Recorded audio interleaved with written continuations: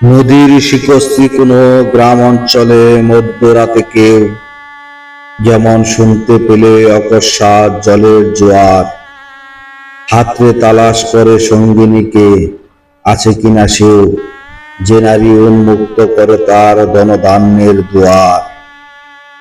অন্ধ আতঙ্কের রাতে ধরো ভদ্রে আমার হাত, তোমার শরীরে যদি থেকে থেকে শস্যের সুবাস, খোরাকির শত্রু আনে যত হিংস্র লোভের আঘাত, আমরা ফিরা বসে খাদ্য লোভী রাহুর তরাস।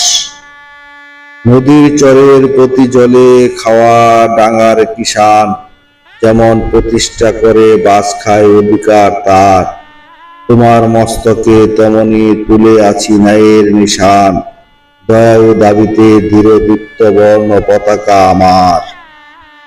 ফাটানো বিদ্যুতে আজ দেখো চেয়ে কাঁপছে ঈশান, জ্বরের কছম খেয়ে বলো নারী, বলো তুমি কার।